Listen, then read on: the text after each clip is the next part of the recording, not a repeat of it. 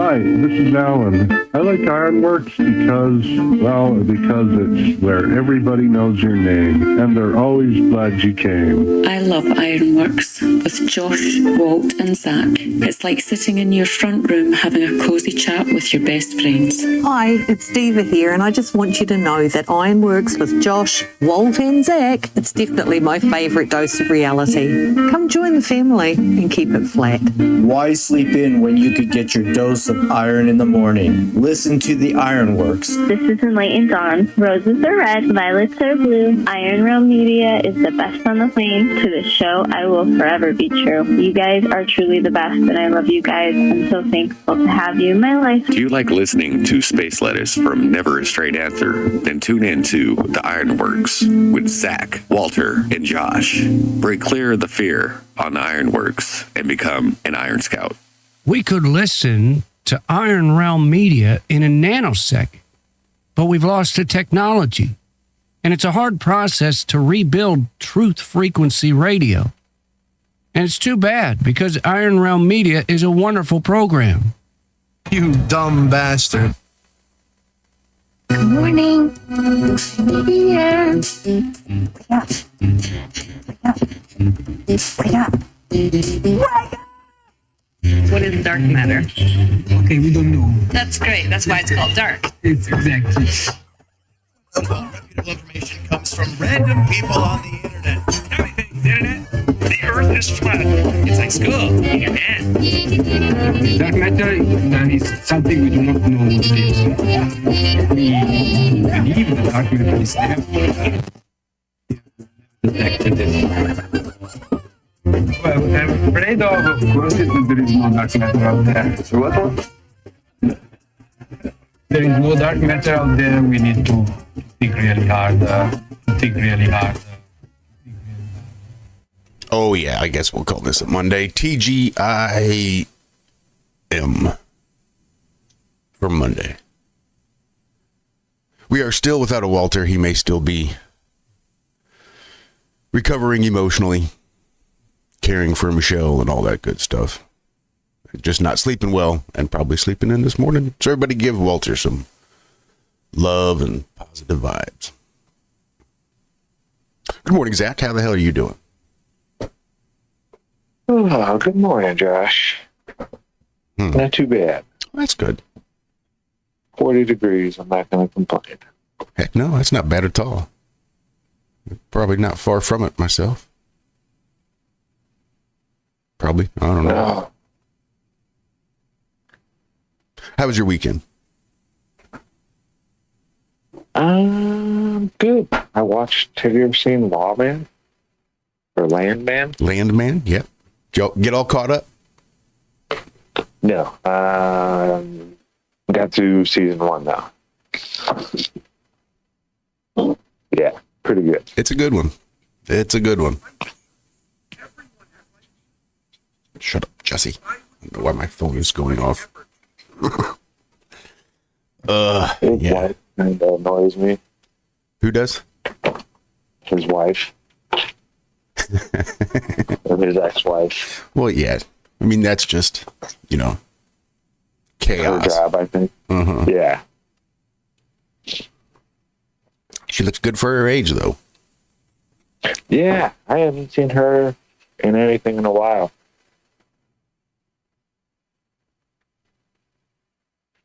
I was trying to think of the first thing I ever saw her in.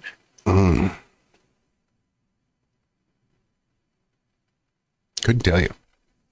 It was way back in the day. Uh-huh. You know, she held up real well.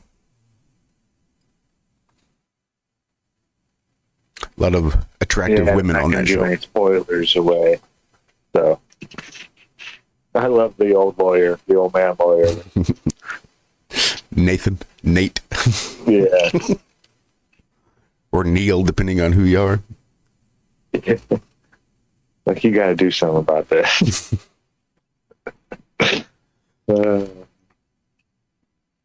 Yeah, pretty good show, though. Went and helped out the old neighbors. They had some stuff they needed to get done. Ran over there, me and Hank hung out for a while. That was nice. Yeah, it was a beautiful weekend. Well, Saturday was kind of cold and rainy. But we could use the rain for sure.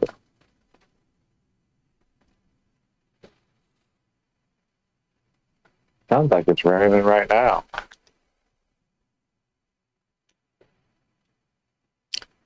It's real humid. Yeah, I think it might just be super humid. Wow.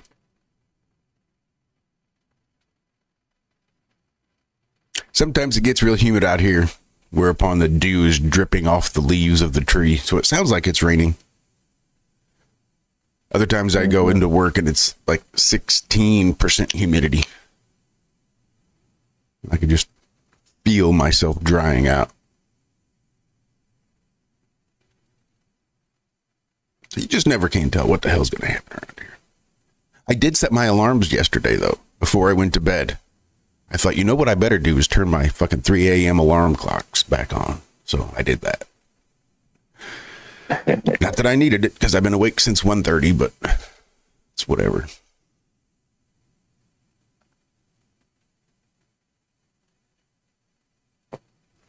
Sucks. So what do you think about the United States our new state going into another country and taking their president? And taking charge. I just saw the headline saying that Trump claims that the U.S. is in charge of Venezuela now. Is that how that works? I mean, not for the last couple hundred years, but apparently.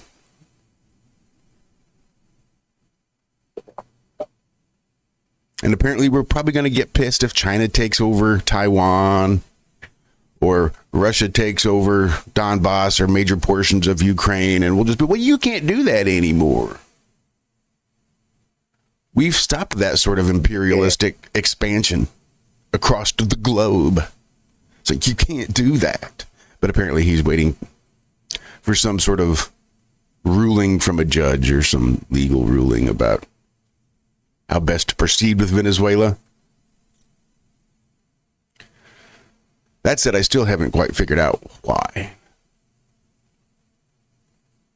Now, wait a minute. Like, we've been going into all these countries in the Middle East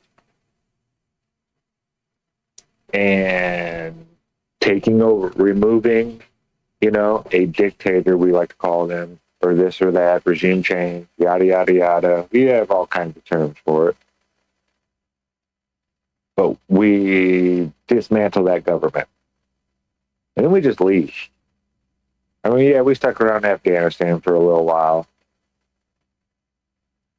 But never do we say, okay, we're going to just take over this now. We're going to run this. Well, I think we did a little bit in Iraq, didn't we? I think we did. I think we oversaw all their elections and all the purple-thumbed Iraqis that placed their vote, as I recall. That was a minute ago. Yeah, but it was all about putting new Iraqis in charge and this and that, helping them set up their government and blah, blah, blah. A puppet state for us. But I've never heard the president, it is Trump, so I guess it's different. We're getting that much closer to idiocracy. It makes me wonder, are we going to have, more presidents like this? Are presidents going to start realizing that, hey, when I just say crazy shit, it really makes the stuff I really do not sound so bad?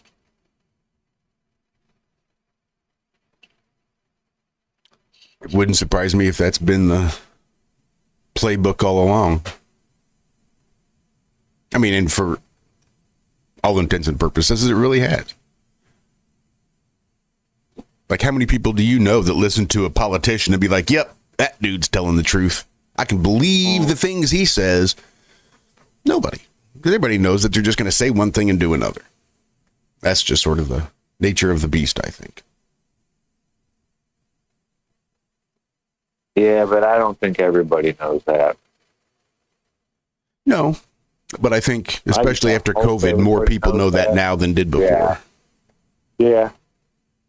Definitely. You're always going to have those diehards, though. You think they call that the black pill as opposed to the red or the blue? Uh-huh. Yeah, and I think there's a lot more folks that got black pilled over the last 5 years.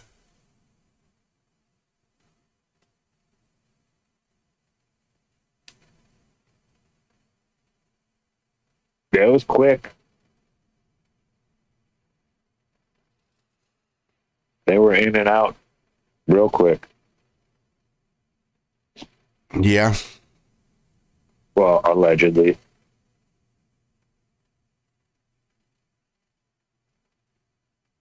Yeah.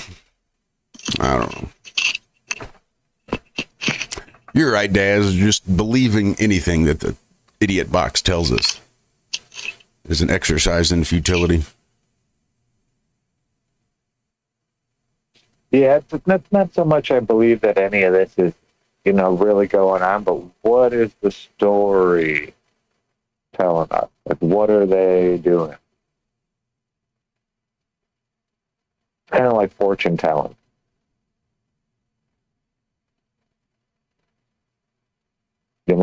Trying to look into the future on what they've done in the past. And this is a curveball for me.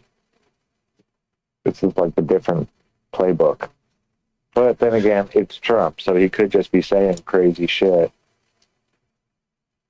to make the stuff that he actually does not seem so crazy.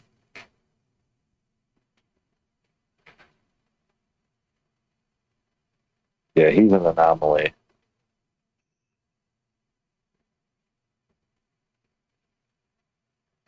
But I've never seen the press attack a sitting president like this.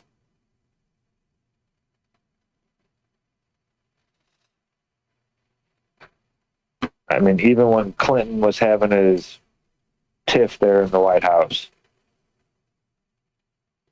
yeah, they were asking questions and stuff like that, but it was usually pretty respectful. I don't know. It's changed so much.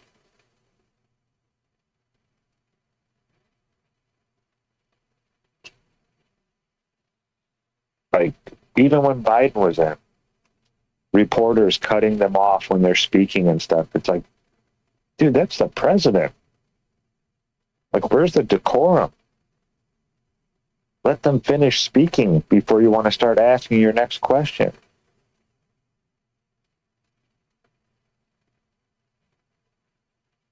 It's like everybody's trying to get a big, a firework in the parade or something.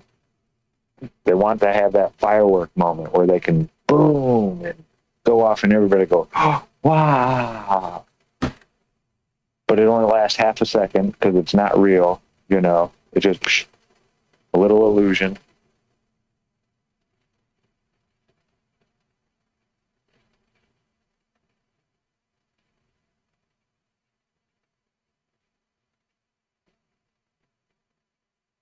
Yeah, I don't know.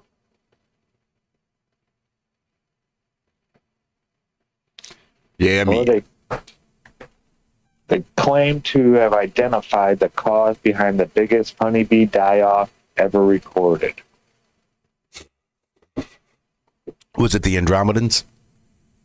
I just watched a movie over the weekend. Made a reference to the Andromedans that were killing off the bees in the bee colony collapse. Colony collapse disorder, CZD, I think is what they call it. And if you guys haven't seen it, I highly recommend. So many flat earth references, it was a little ridiculous.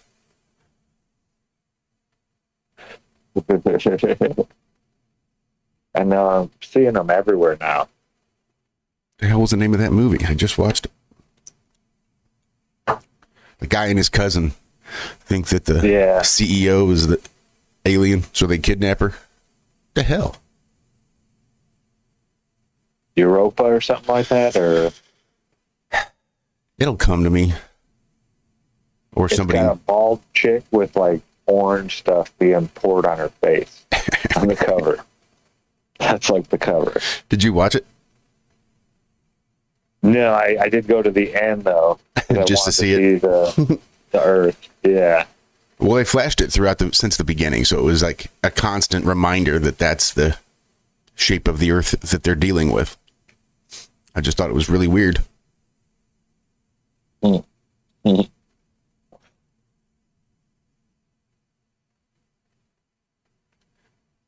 Yeah, it was a good one. Way darker of a movie than I thought it was going to be, given the subject matter, because it's just kind of a almost lighthearted plot.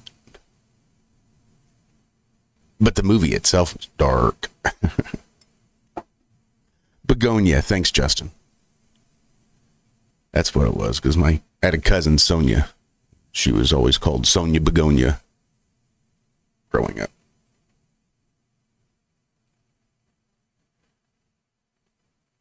But that was it. Begonia. So what are these daylighting laws? Have you heard about them? Daylighting? The sun. That's not real, is it? The sun? No, I think it's probably a left-wing conspiracy. The Sun. No, like the paper The Sun. Isn't that like the National Enquirer used to be? I think so. Or at least one of those tabloids used the word sun in its title, but it might have been. I don't know. So now you must park at least 20 feet away from any crosswalk or intersection, regardless of whether there's a sign warning of the rule. $50 fine for people who park right up on the crosswalks and stuff like that.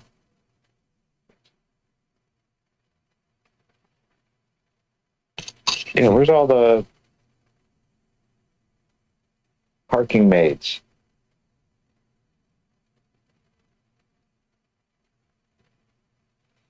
They're still around. I've seen them on occasion. They're a meter maid. Meter maid, yeah. Lovely Rita. Did you see Jay Leno? He fell down like a 60-foot hill. Very, very steep hill. And he's all busted up. He's all right. He's out of the hospital and everything. He's like all black and blue. It looks like he got attacked by a grizzly bear without claws. And muzzled. Just looks... Man, he took a tumble. I was reading a story this morning at 1 a.m. or 1:30 after I woke up and was trying to get back to sleep. Of course, not very hard. About an actress just recently that was in Hawaii, I think, and took a bit of a tumble. Evangeline Lilly. That's what it was. She was in that TV show Lost. I think she had a couple of roles in Lord of the Rings. Let's see if I can't pull this up, because I was reading it and I was having a hard time deciphering whether or not it was a real story or just bullshit, because some of it just sounded like bullshit. There we go. Lost star Evangeline Lilly suffers brain damage after a fall in Hawaii. Let's see here. The accident took place last May when she fainted while at the beach on holiday. And as she revealed at the time, she fell face first into a boulder. Ooh. Yeah.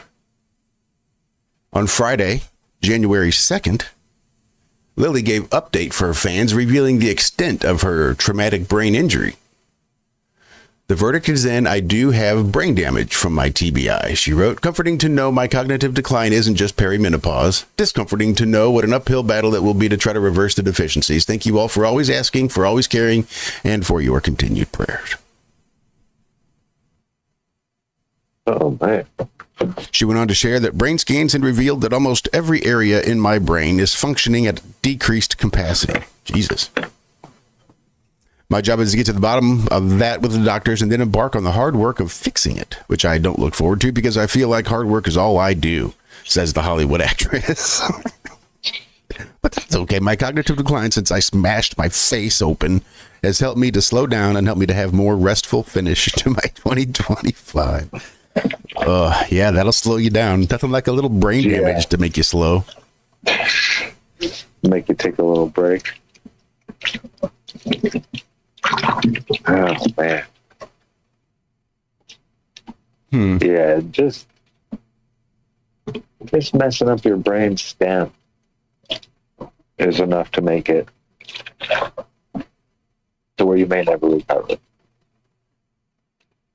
You know, young, health, not even super young, but just healthy adult with a brainstem injury. My aunt had one when I was 13. She was probably around 40, maybe, somewhere right around there, late 30s. And she was never the same after that. What the hell is this? This wasn't what made the alarm bells go off earlier this morning. Something about how her TBI explained some of the issues that she had as a child. And that confused me, because I don't think you can hit yourself so hard to make your past self stupid. But yeah, how would that affect? I'm not sure. Child? That's why I was trying to figure out what the hell. This story doesn't have that on there. Now I got to figure out where I saw it. But what it does have is this weird. The actress, also known for her role as the Wasp in Marvel's Ant-Man films, as well as The Hurt Locker and Peter Jackson's The Hobbit trilogy, suffered a concussion, and just weeks later she announced that she planned to step away from acting for the foreseeable future. What the fuck is The Hobbit trilogy? Oh, they did a Hobbit trilogy too. They did The Lord of the Rings and then they did The Hobbit. Well, I remember they did The Hobbit, and The Hobbit was the first book. Then they came out with the Lord of the Rings trilogy, which consisted of those 3 movies post-Hobbit. I just wasn't aware of any 2 other Hobbit movies that I must have missed. Anybody remember? Have any idea what the other 2 Hobbit movies, the other 2 Hobbit stories are in the Hobbit trilogy? Because I don't fucking know. Let me see.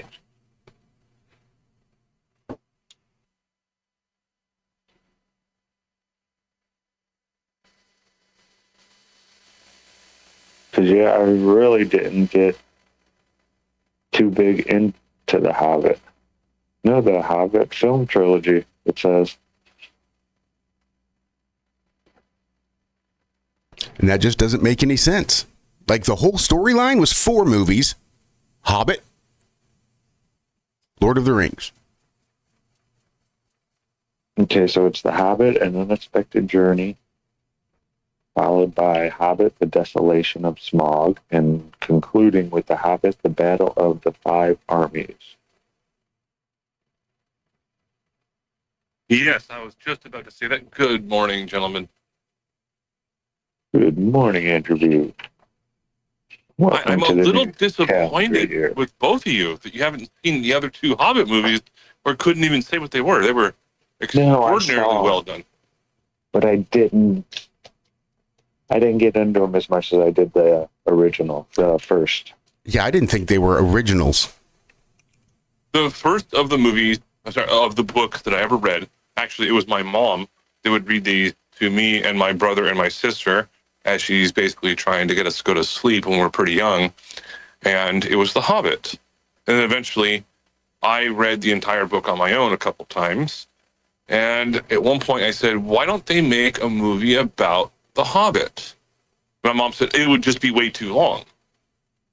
Because even though it's only like a 300 or 400 page book, yeah, they had to break it up into, I don't know, like 9 hours worth of movies. And they still skipped over stuff. But that's where Peter Jackson kind of messed up with the other movies. Yeah, with the actual Lord of the Rings, the trilogy of that. Anyways, Yeah, he did a really great job, though. I mean, as far as trying to get as close to the book as you can. I mean, they would have been like all 5 hours long. It was bad enough sitting through 3.5 hours at the theater. My ass hurt so bad sitting in those chairs. Oh, you're in the wrong theater then. All right. So, Josh, yes. Okay. The first Hobbit talks about this dragon that goes over to this area where all the dwarves have this, I don't know, quadrillions of tons of gold, like this copious amount of gold. But it's a dragon guarding it, and it turns into a shit show pretty quick. And then the third one is about after the dragon. Not going to spoil it for you. It's worth watching. I'll just put it that way. They're good movies. So I like The Hobbit, the first one, and I think I saw The Desolation of Smaug. I just didn't realize that was another Peter Jackson. And I thought the original Hobbit had covered more of the story rather than breaking up the book into 3 separate movies. And the first Hobbit movie came out 48 years ago. They did make a Hobbit movie back in 1977. Yeah, but that was a cartoon. Yeah. I had that one. That was like a different type of cartoon, too. It was like done in chalk or something. I remember because it was totally different than any other type of animation I had ever seen before. Yeah, it was a little bit better than 1950s Disney, but yeah, the art style was a bit different. But yeah, Desolation of Smaug was Peter Jackson, and then it's fucking me up on this. Okay, I'm pretty sure he did all of them though. They didn't finish all the way through the Lord of the Rings, though, did they? They stopped right after they met Aragorn in the tavern, and they fought the Wraiths for the first time. That was like... Did they see the elves in that version?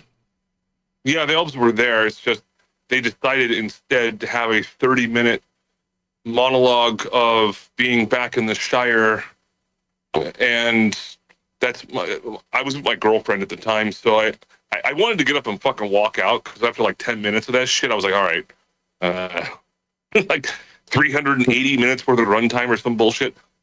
But my girlfriend, she was like holding my hand so tight, because she was like in love with the whole idea of it. You know, she was a nerd like me, but I couldn't get up. But it's fucking terrible. That's where they could have used 20 minutes of that to explain a little bit more, and then 10 minutes of romance. That would have been fine.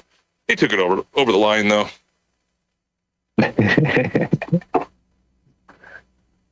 So what do you think about Maduro and all this going on down there as a former military member? All right. I have explained this to people asking that pretty often, but as of late. And my answer is, when I was deployed to Iraq, 3 combat deployments. And my last deployment, I finally asked my chief, because I knew it was going to be my last deployment. I was already planning on getting out. I was like, what are we even doing here? Like, what the fuck is the purpose? Because we're not just going out and just eliminating like entire towns at a time and then just arresting everyone we can. So what are we here for? Well, as far as he knew, or at least what he was willing to tell me, was that we were there to eliminate a dictator that was in charge of the country, and then to help install and re-educate the children and young adults into democracy, trying to instill democracy into Iraq. And I was like, oh, that's kind of weird. All right, whatever. I don't give a shit. Nothing I can do about it. And then goes, what happened over there? Saddam Hussein removed. Whether people think he was guilty or innocent doesn't really matter. He was removed. And at that point, their military was pretty much desolate, and very few of them were able to try and fight us, even though we did lose, several thousand troops. They lost a lot more, and civilians. Collateral damage unfortunately happens in war. So that happened in Iraq. So okay, but what else are we there for? Well, we're there to what he told me, which will never leave my mind. Every single place the U.S. military has ever been to, and established a foot ground essentially, in a lot of cases, a foothold with like runways and landing areas and shit like that. We still have occupation there in some sort of a way. So, North Vietnam? No, well, we left that, but we still have bases in South Vietnam. Korea? Nope. South Korea? Yes. Germany? Yes. France? Yes. The Middle East? Yes. And then you just go on to all these major areas. It's establishing a foothold. And I think that's what was going on with Maduro, because the other thing about Iraq, there is something very specific about Iraq and Iran. So not Iran. Iraq and Venezuela. They are very rich in oil. We're not just going to go there to build a bunch of stuff and just like come back whenever we want, like a fucking vacation or something. No, we also steal a lot of their stuff and make it look like we're doing something good for them. Like slap them in the face and be like, oh yeah, by the way, give me your wallet. And that's what's going on with Venezuela right now, I think. If I'm wrong, it's going to probably take me at least 10 years to figure out whether or not that's actually... I mean, it might be 1 year. But I think we're going there with the purpose of establishing a foothold in an area that is oil-rich. And we're just going to do what the United States does. We just steal people's shit. I don't agree with it. I think there's much more diplomatic types of ways to do it, but when you're the bully on the side of the street, you take people's shit. And that's what the United States is essentially doing right now. In my opinion, I hope I'm wrong. I really hope I'm wrong. But I don't think we're going to war with them at all. We're just going to be the bully. And that's my answer. Yeah, and you got the biggest stick, right?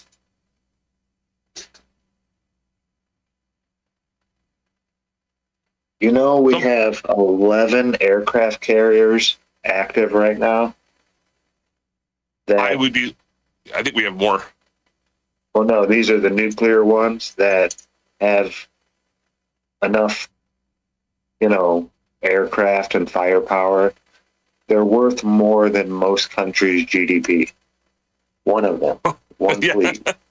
Yeah, it's like $9 billion a piece or something, or more than that. It's crazy. The firepower that the U.S. holds is ridiculous. Still nothing really compared to China's. Like, we couldn't replace them very easily. $9 billion for the fleet's pretty expensive until they sink, and then you're just shit out of luck, and now you're down a fleet. Yeah. Our shipyards are not up to par with things like China, especially because China just puts mil specs on every fucking floating vehicle they make. Every fisherman has to build their fishing boats to mil spec on the off chance that they need it for the Navy.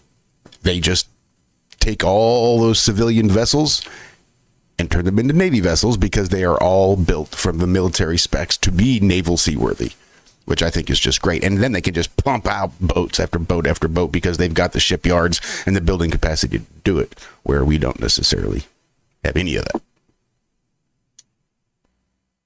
I've had this same conversation, Josh. Yeah, if they're going to pump out load after load of these ships, they're going to have to. It does take time. It also takes people that know how to actually build them and utilize them. They're like, they have 1.5 million people in their infantry alone, whereas the United States only has like 200,000 people in our active combat. Like for ground force, if we're lucky, we have that much. but that's not the point anymore. Because what would happen is these new things, like hypersonic missiles, like hypersonic missiles.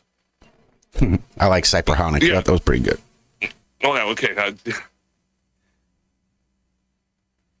So they move at approximately Mach 5 or faster, which makes it very, very difficult to detect and even shoot down with different types of other, like Patriot missiles or a Sea-Wiz or something like that. But it's not, as soon as one country develops something like that, the United States has them already. It's not a big deal. But that's what would probably end up happening. Yeah, just shoot a whole bunch of hypersonic missiles up in the air at the same time. And I don't know, like 500 of them, crashing them down into critical areas. And then from there, it's going to be an air battle where, we send in, it'll be like Independence Day. There's like 1,000 fucking aircraft coming in there with, whatever, Tomahawk missiles and blah, blah, blah, whatever else. And then, as our U.S. Navy sends in 4 battle fleets at the same time, that would be like ultimate war.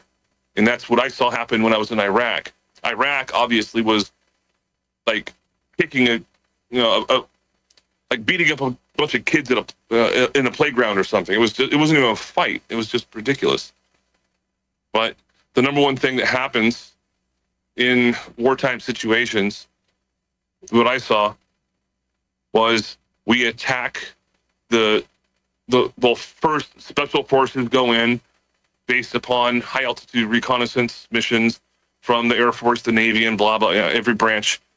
And then Special Forces, Navy SEALs, Delta Force, PJs, and all these different things, they go in there, and that's when they are giving us intel.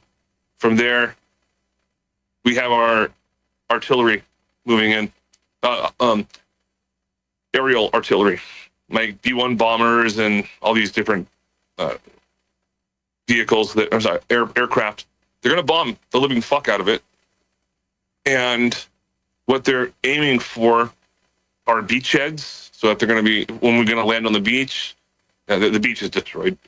And then after that, we have areas such as runways and military bases and alleged compounds like that might be underground or hidden in brush or something. And then you just attack military bases and roadways to the point where they're crippled. One thing we didn't do, ironically, which I found odd, is we did not attack their power plant, any power plant, because we stole their electricity from them when we were there. Even though we were there to put up generators anyways. But yeah, if you want to really cripple an area, that'd be the first place. Attack the power plants. And then after that, it's just generators until the generators run out of fuel. And they're flying blind at that point. Kind of fucked up, but Nia's, electrical background and military background, that's the first place you attack. Attack the power grid. And in regards to, I'm monologuing way too long. I apologize. But in this Mamdani kind of thing, if we were really, really serious about wanting to invade this country, and like Iraq, that's all you have to do. It's just invade to the point where you have, 50 or 60 bunker bombs just being dropped around a power plant area, just completely destroying it, which would take probably 10 plus years to repair. Yeah, it shuts everything off, and then just wait a couple of weeks, and then that's it. Game over.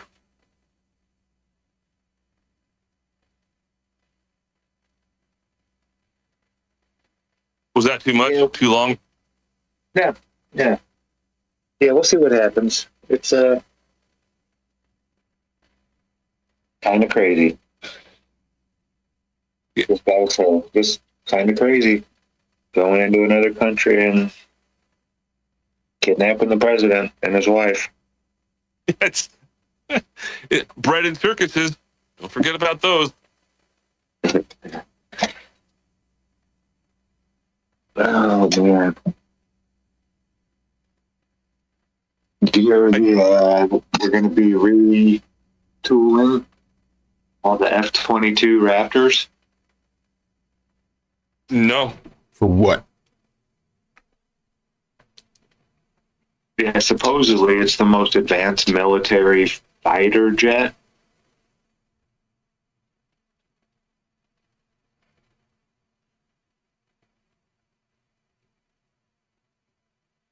So this will be their 6th gen, they're calling it. This new upgrade that they're going to be doing to them. I thought it was the F-35. The F-22 was 22 Raptor. That was supposed to be the first, if you want to call it stealth, whatever. But then I thought the F-35 came out because there was an upgrade to the F-22, something like that. Is the F-35 a fighter jet or is it something else?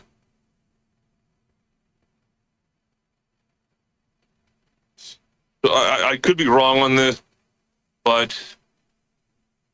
so like an F-18, you know, an FA-18. Yeah, isn't that still one of the fastest that we've ever made? Well, there's fighters in FA and 8. I'm sorry, FA and A. So F is fighter, like air-to-air combat, and A can be both, but usually primarily reserved for bombs, like a Harrier. They don't attach missiles to those, just bombs.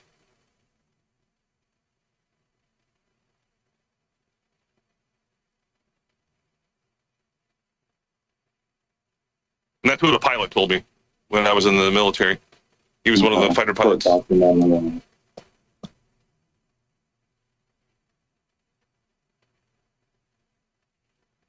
But they were talking how it's a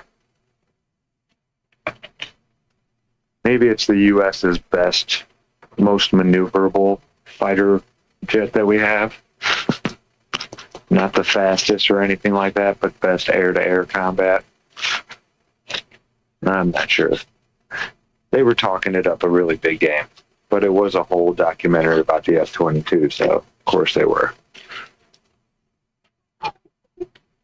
Yeah, I started hearing about the F-22 when I was still on active duty, and I got out in 2006. So that means they had been developing this for probably at least 5 or 6 years before I even heard about it. Oh yeah, probably a lot longer than that.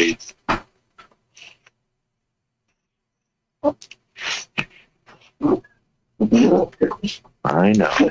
He's getting ready to go Makes me for think his back walk. to have you guys ever seen? Well, I'm pretty certain you've seen Independence Day, right? The very first one. Yeah. Oh yeah. Did you see the second one? Yeah. I don't think I did. You guys. Okay, well, it came out, I don't know what year it was, like 2019 or something. And they say, oh, yeah, Will Smith's not in it because he died in an experimental type of flight research experiment, I don't know, something like that. And then his son, I think it's his son, well, what the humans did, because we beat the aliens, right? And somehow we got out a whole bunch of blowtorches and we reverse engineered all of their technology to the point where we were able to actually incorporate that into our fighter attacker jets. So we have like these plasma guns and force fields and shit like that. If you haven't seen it, it's not even close to being as good as the first one, but it's entertaining at least. And the reason I'm bringing that up is because if we were to come into a situation like that, we wouldn't have, 10 or 20 years to figure that shit out. No, it would take centuries to figure that shit out. So what we're doing right now, it's not just a different language; it's a different species. You're trying to figure out.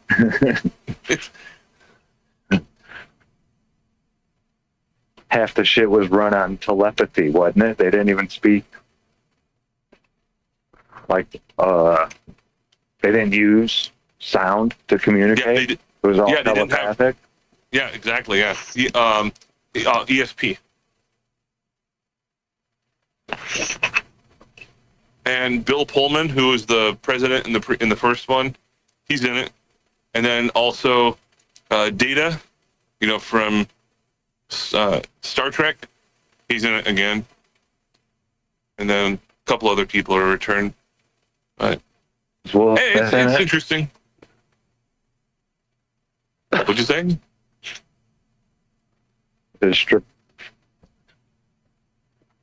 You broke up there, Zach.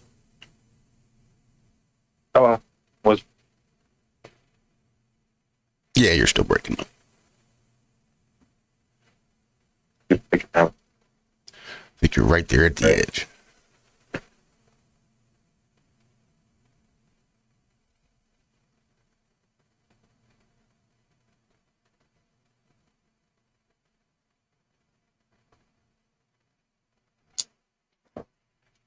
So, sounds like Zack is on his last little leg of bandwidth until he gets back closer to the router.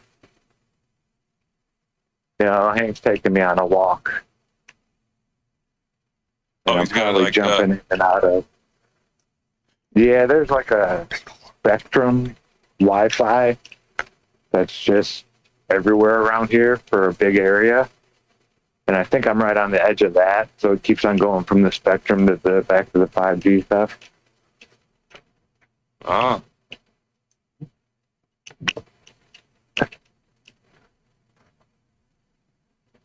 But Hank's gotten used to going for walks before he poops. That's why they want to go. They're going to sniff the ground the entire way and then find their favorite place that hasn't had any smell on it and then take a poop. Wait, he's sniffing. He's getting close. Tail's pointing. Yeah, it's when the amazing tail how starts wagging back and forth and starts wagging up and down a little bit, becomes more stiff, you know he's getting close. they have. Well, I've heard different people say different things, but dogs apparently have a sense of smell that is well over 100 times as sensitive as a human. And bloodhound dogs, I think, is the only or one of the only dogs that their sense of smell is so freaking strong, it's actually admissible into court recordings, like in a court case. Yeah, bloodhounds are crazy. Yeah,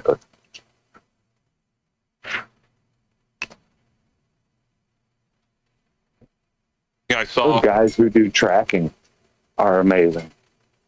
You ever tried tracking something? It's not easy. With a sniper rifle? Yeah. No, I mean like you see a set of footprints going off into the woods and you try to follow. That I've down never a done. path, just off into the woods. We did it plenty as children, and I never got to the destination. I always lost them. Always. Like that's Animals can do it because of sense of smell and their enhanced type of sense. They have enhanced senses that we don't have because they haven't lived in, urban and city type of environments. They're just out in the wilderness constantly. And I think that's one of the reasons. Yeah. But there's guys that could track. What was that one guy? Shit, they even talked about him in movies and stuff like that. It was a real guy. Lord Baltimore? Something like that. He was a Native American old guy, and all the white guys would hire him because he could even track on mountains, on rock, which was supposedly unheard of. Yeah, Lord Baltimore. There's something to it because I have seen on at least enough like police documentaries and like murder documentaries, blah, blah, blah. And they have these dogs that are trained for tracking. And as long as they have like an unwashed T-shirt from a particular, like a lost squirrel or something like that, and they let the dog smell it a couple of times, and the dog will find the trail. It's fucking weird. I don't know how that works. It doesn't always work, but it worked enough to the point where I'm confused. I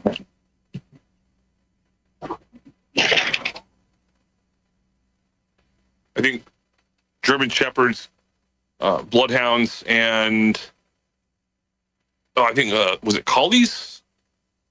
Wait, I think it was Collies. Those are smart dogs. Awesome dog to have a collie. But yeah, when it comes to Belgian Malinois, I think that's what they're called. what, the smartest dog with a better sense of smell?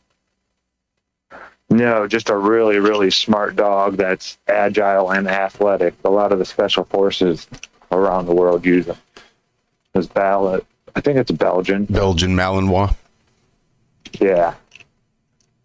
Beautiful dog. Looks like a German Shepherd kind of, but a little bit darker and not as much fur.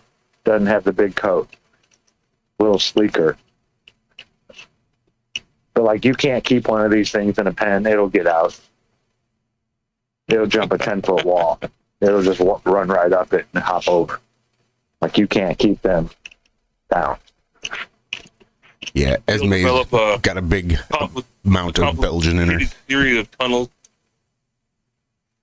What'd you just say, Andrew? I was speaking over to. I apologize. It'll develop a complicated series of tunnels that will go underneath the fence in multiple directions and invite all of the others to come with them. Yeah, they're super smart dogs. Well, bunnies do that. And cats and gophers and lots of animals. They like, oh, there's a fence, and they just tunnel underneath it. Squirrels do it. Oh, Mexicans do it too. Yeah, I started land there this weekend. Got through the first season. Not a bad show. Which one? I think Landman. Come on, Bubba. I think I could do it just watching on YouTube all the cartel highlights. Or, you know. Yeah, I saw the first season. I want to wait until the second season is finished, and then I'll just binge it. I think it's close.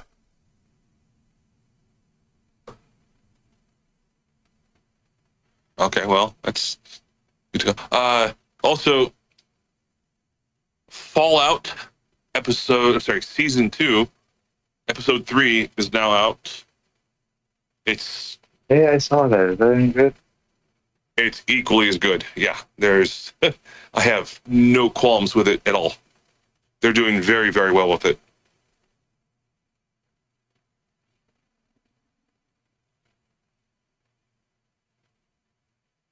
And I know that Walt, if he was here, would get angry, even though he told me multiple times, you need to play Fallout Las Vegas. And I still haven't played it, even though it's super cheap. But that's what this one is all about. Season 2 is all about them going to Vegas. Anyways, there you go.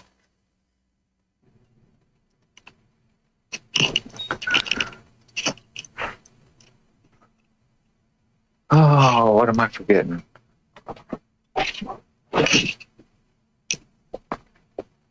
Well, if you're bringing the doggy out,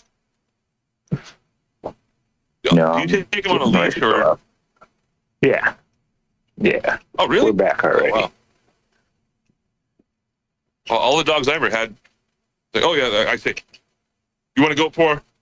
That's all I have to say. You want to go for? And then, for some reason, they understand Chinese or something, and they're like, they know, want to go for a walk? Want to go for a ride? And it's like, boom.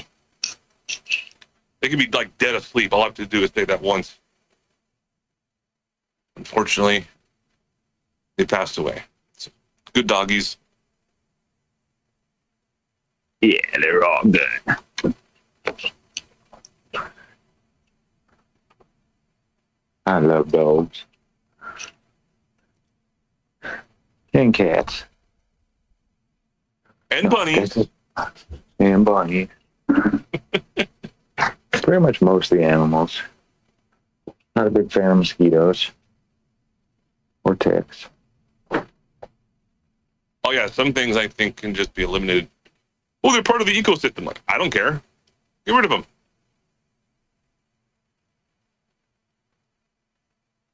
But what about my delicate balance?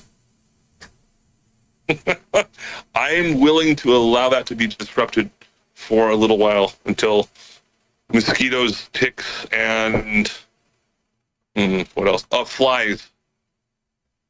Yeah, but it's going to throw everything off.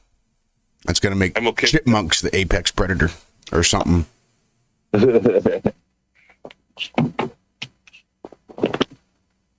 you guys ever read? There's a book. I think it's James Patterson. It's called The Zoo. Have you guys ever read that book? Mm-mm. Okay. I don't think so. Also, I've been there a couple times. Well, it has a. They also came out with an entire series. It's just called The Zoo, and that is when the premise of it is similar to what do they call that? Fucking the monkey one, fucking Planet of the Apes. It's kind of like that, where there's this guy that starts developing different type, like this, like biologist or some shit, and what ends up happening is all of the insects, so all of the humans start basically putting out some sort of a pheromone that all of the insects and animals, anything non-human, they deem as a threat. I mean, everything. It's not human. No, every biology thing. It's not like a tree or something. And what it comes down to is that if that were to happen, even in a militaristic situation, there's nothing that humans could do. We would lose quickly if everything turned against us. And it's called The Zoo. Check it out. The book. I'm biased. I read the book first, but yeah, it's called The Zoo.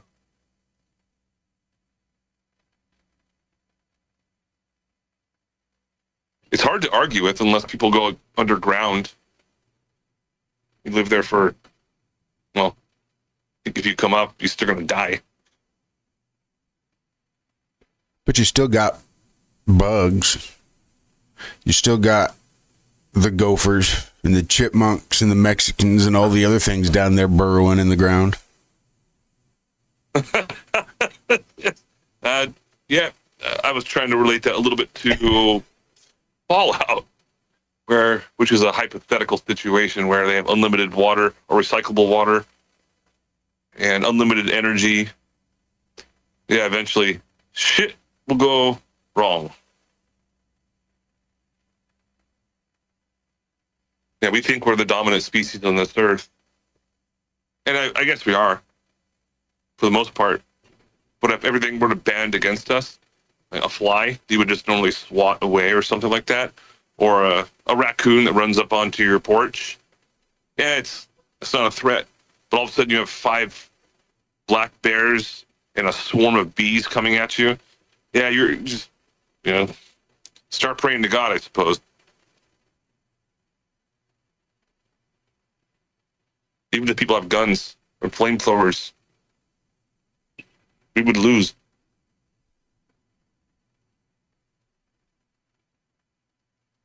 That's kind of dark.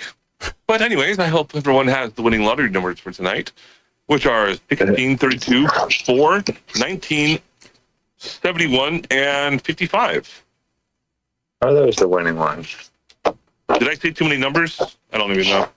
I was just... Oh, I don't know. Your guess there would be as good as mine. What do you guys think happens to the lottery? It goes up to $600 million, and all of a sudden, boom, it drops back down to $25 million. Do you think someone actually won that money?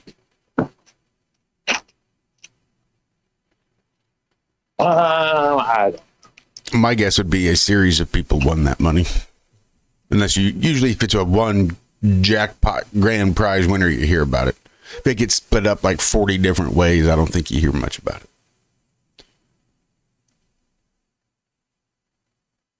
Okay, so I think it's 6 numbers, 5 or 6 numbers, and then from there,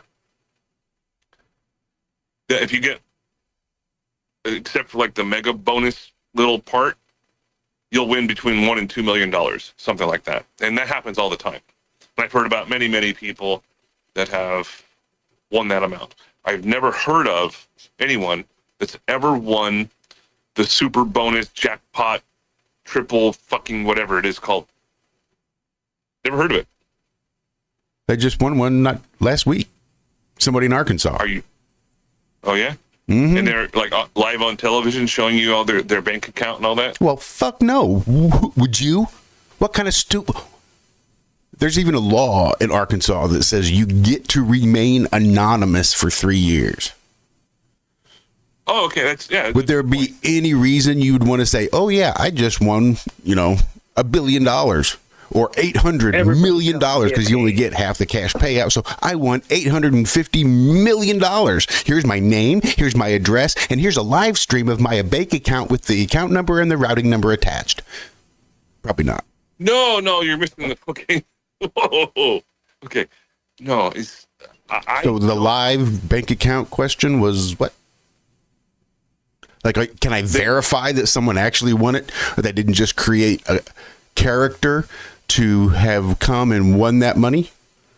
And that maybe there's Jim back in accounting is actually pocketing all the proceeds from when people buy the scratch offs and buy the Powerballs, and there's not really any money being distributed because Jim is actually siphoning it all off for himself. I mean, maybe. If Jim went and then created all these characters to pretend to win and to pretend to win scratchers, and then just nobody ever really gets paid out, and the attorneys are all covering it up, and the people that claim to have won are all covering it up, and the entire thing is a scam. I mean, maybe. I think it'd be easier to not. It'd be just a lot easier to let them win, collect the money, and pay it out. All right, here's a hypothetical. Tom from my Facebook. Yeah. No, MySpace. MySpace. Yeah. But he's behind it. If I were Josh, if I were to offer you, let's just say again, hypothetical. I don't like doing this. I were to say, hey, Josh, I know you were playing the lottery, and you didn't win the jackpot, but you did win a good amount of money, like the $2 million, almost at the point where, like, just a couple numbers off.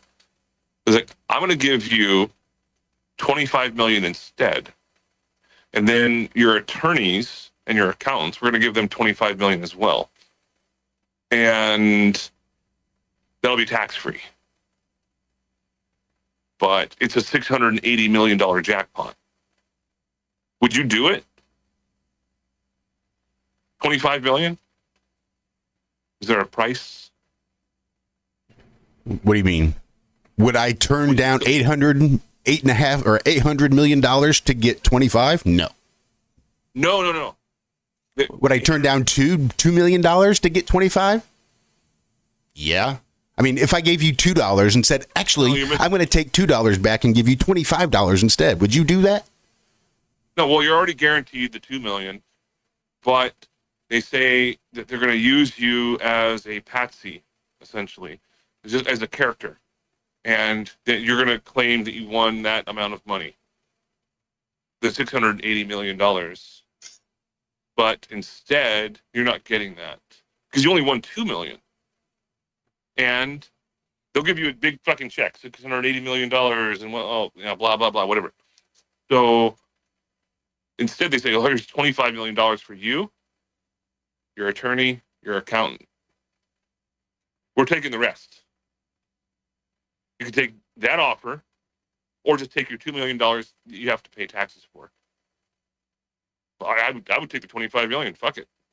I know this is a wide-ranged hypothetical, but I think that I don't believe that people win the total jackpot ever. Well, I'd probably agree with that. Annuity payments will never pay out before you die. So you're never going to get the full, if you take a yearly payment, you're never going to get the full amount. And if you take a cash only option, then they're only going to pay you about 50% of it. So you're never going to get the full amount. So to the degree that which I'd say nobody ever wins the full amount, to that I would agree. But I think there are people that would win the prize and get paid out as much as possible from that jackpot. I think it'd just be so much easier than trying to delve into the legal liabilities of faking it.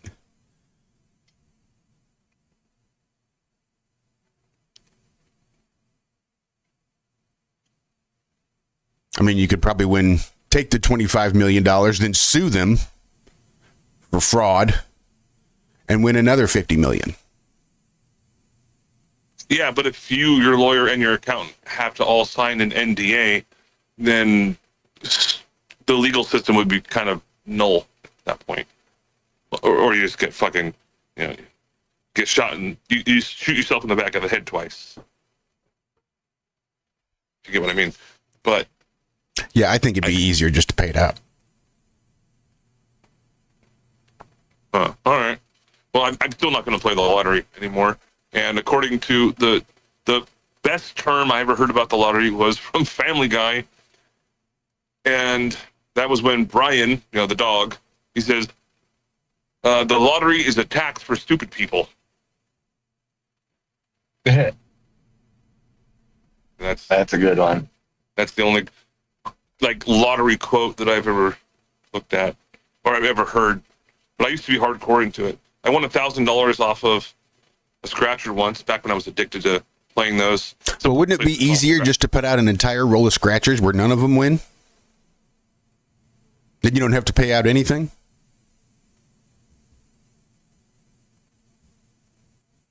Yeah, you got to let some people win a little bit back. Even if it's less than the scratcher, they still think they won.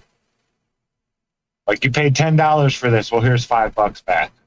Thanks for your $5. Hey, I won. Yeah, that's yeah, but did you? Did you really? In the grand scheme of things, yeah, that dopamine hit. Yeah, the same thing is associated with that movie Requiem for a Dream, which is, hardcore drugs. And then also if you haven't seen that, I'll shut up. Requiem for a Dream. Yeah, I'm pretty sure I have.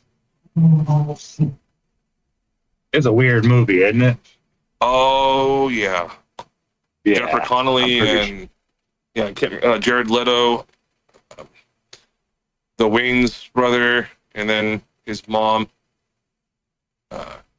Jared Leto's mom, or whatever the fuck it is. Yeah, it's a movie worth watching once.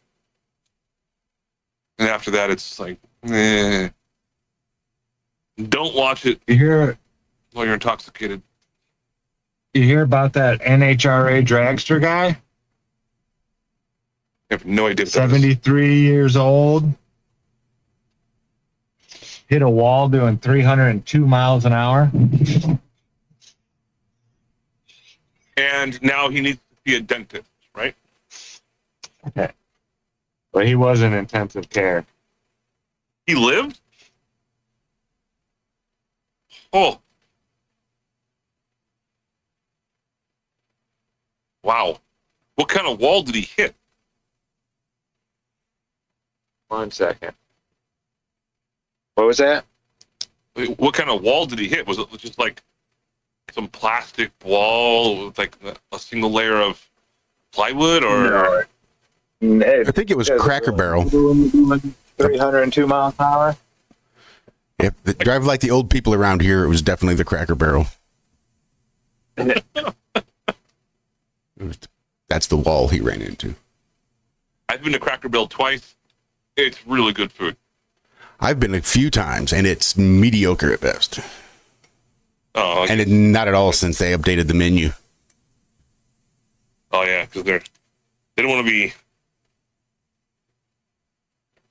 They don't want to be a business anymore.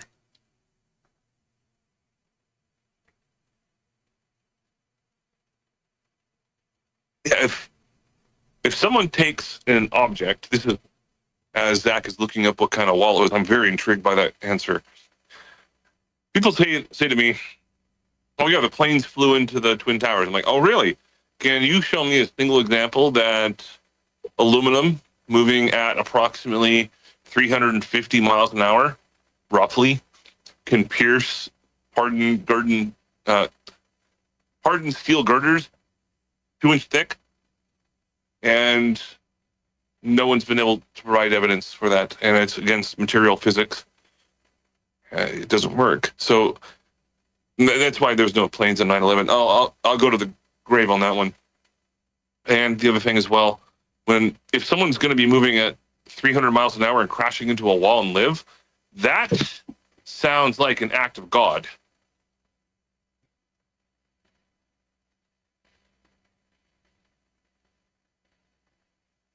I'd be curious what the percentage of survival rate is for people driving into a wall at 302 miles an hour. Yeah, in a car, was it on a skateboard? Was it on, what was it on? What was the source of the speed?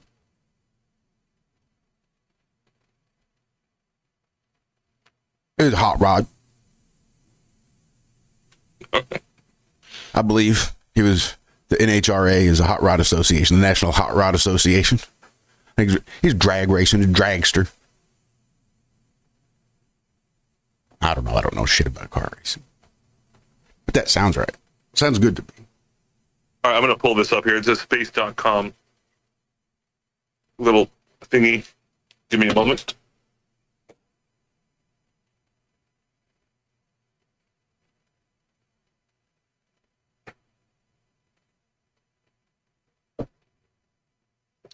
Okay. Yeah, it's just, I apologize. I cannot access Teams on my phone and computer at the same time. Otherwise, it will make me log out and re-credential every single time because I use Teams on my online courses. I have to use that.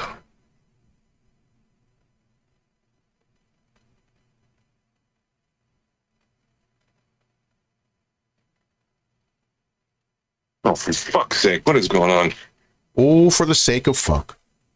All right, well, damn it. You must have, my webpage didn't refresh as quickly as my cell phone page. So anyways,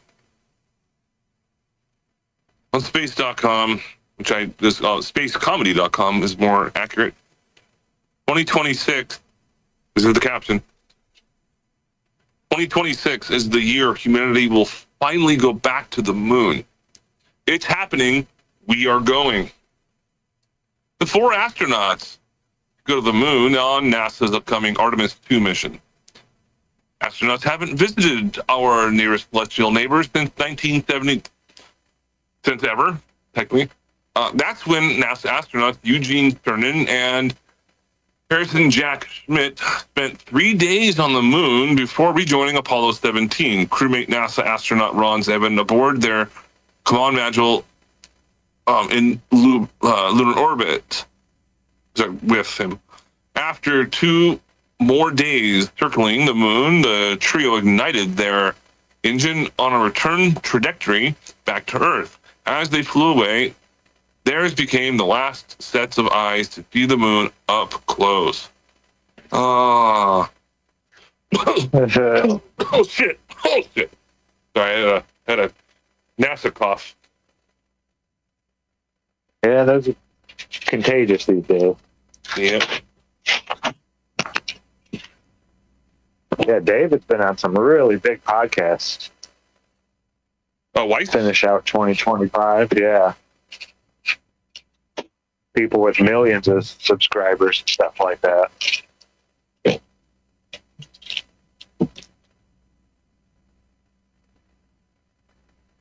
Yes, they've opened Pandora's box.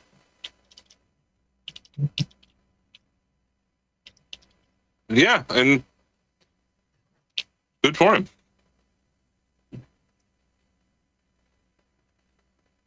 Oh my god, what the fuck? I'm looking at this book. You gotta just go to like space.com. It's like the headline You'll see it. I can't pull it up on my phone at the same time on my computer because I think it'll mess things up.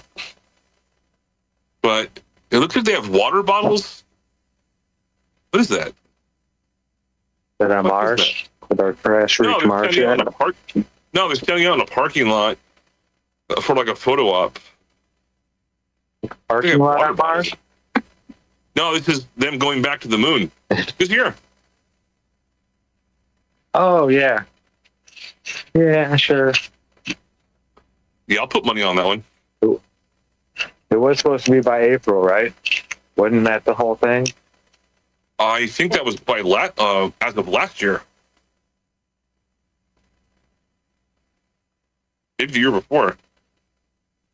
Next paragraph, and it says, now, after decades of ever elongating timelines, evolving mission frameworks, and years of delays, NASA is ready to go back. The U.S. Space Agency's Artemis program faces its second mission in 2026, and it will be the first to carry a crew of astronauts aboard the Orion spacecraft. The Artemis 2 mission is designed to fly its crew once around the moon. This is the first time I'm reading this, by the way. Once around the moon, before returning to the Earth over the course of about 10 days, during which astronauts will become the first in a generation to see the moon up close.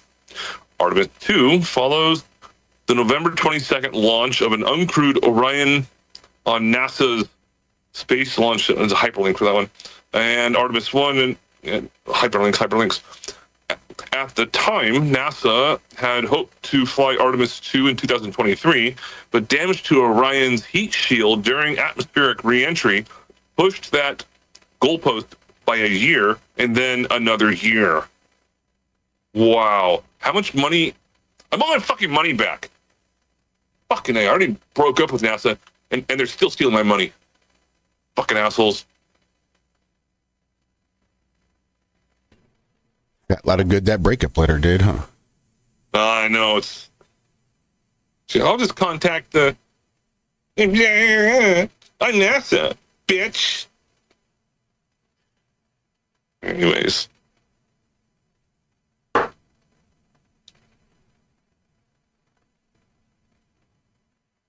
Well, anyways, I just did my most recent trivia. It was hosted on YouTube and on Discord. And nice, how'd that go? Pretty good turnout. Except that people had never been on one of those before and they didn't understand the rules, even though I said it 15 times along with the main host of the channel. And we just had to eventually start just like blocking people from participating. But I don't know. You guys bored? You want to hear some trivia questions? No, but yes. Okay. I don't want to hog it. Hog what? Just the silence that would ensue were you not talking? Hog all the silence you want. Okay. These are YouTube friendly, I guarantee that, because they're on YouTube and the news and all that shit. And these are conspiratorial questions for a reason, and you'll understand why when I ask the question. Who shot Charlie Kirk? The Jews. It's not the question I was expecting. I was going to say, this is not exactly YouTube friendly. I'm surprised you just jump right in with those small hats, don't you? Jesus. Okay, who is in jail? Who's allegedly in jail and allegedly being convicted of shooting Charlie Kirk? Well, there's a fella named Tyler that's being held. Whether he gets convicted or not remains to be seen. His boyfriend is in the wind or under federal protective orders. I don't know. Seems strange. Yeah, probably turned into a gerbil. Yeah, a transgender furry psychopath or something like. Anyways, yeah, I don't know about that, but it's Tyler Robinson. Okay, he's going to be the connection to the small hats. Sorry, go ahead. Next question. No problem. Who allegedly the Jews I could have said almost anything. Like, who created Oreo cookies? Josh, the Jews. No, sorry, go ahead. That might even be true. I don't even know. I've never looked that up. But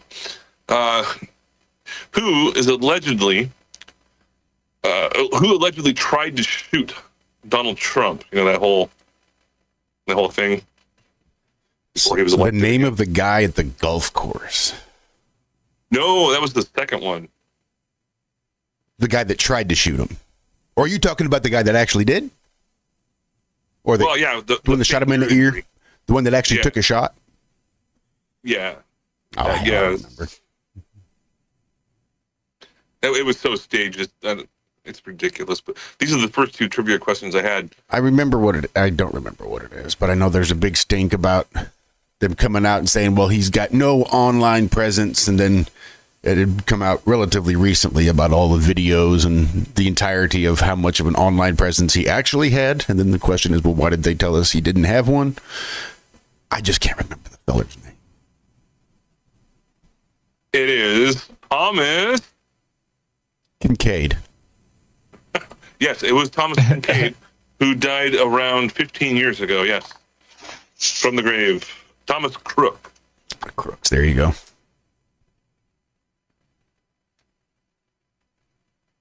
He was a quiet young man.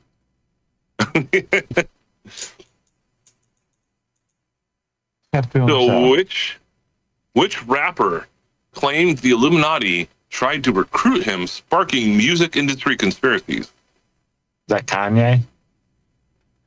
Are you answering with a question mark or an affirmative?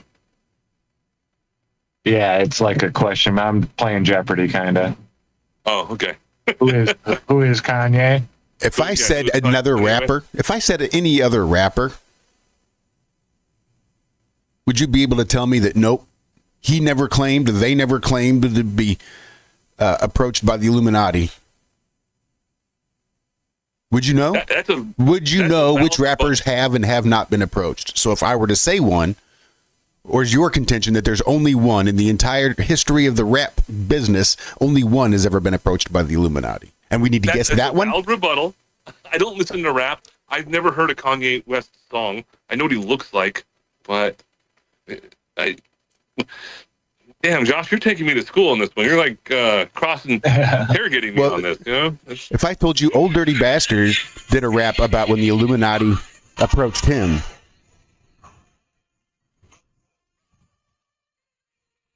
What's up, Duma? What is that? That's our good friend Ukuleleko Dumo, for some reason, listening to the Star Spangled Banner. He's just practicing in case we come and kidnap his president, too.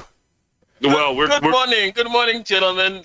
Before we start, I would just like to put a disclaimer out that if there was ever any recording of me saying anything negative about the United States, the great United States of America, I was under the influence of that was not me.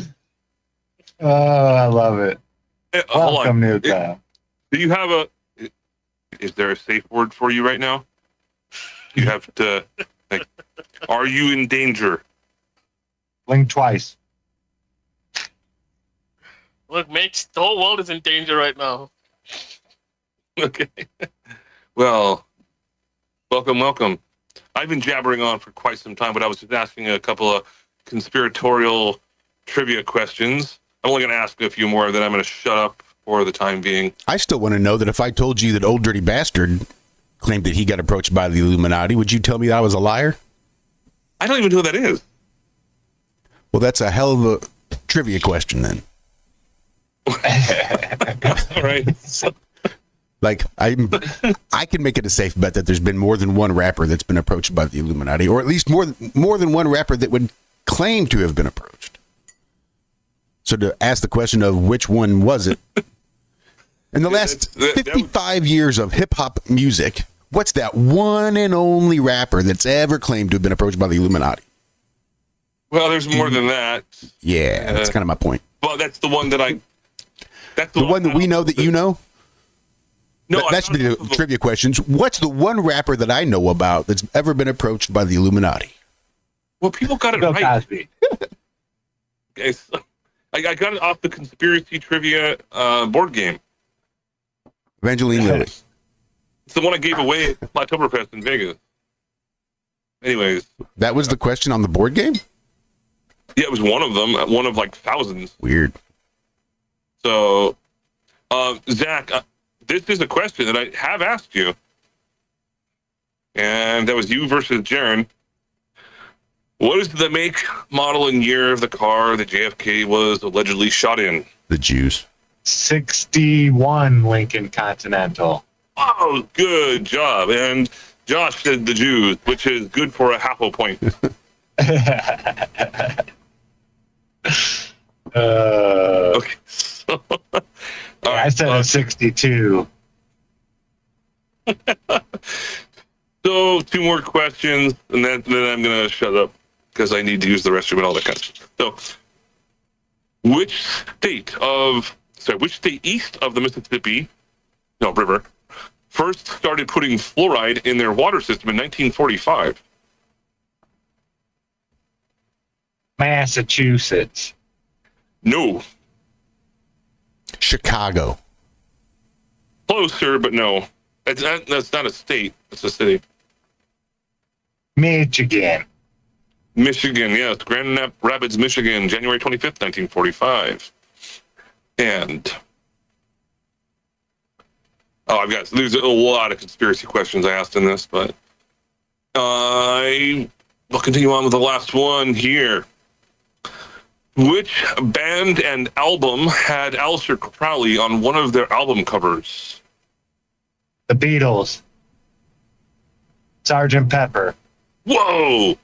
You would be in the winning first in cash.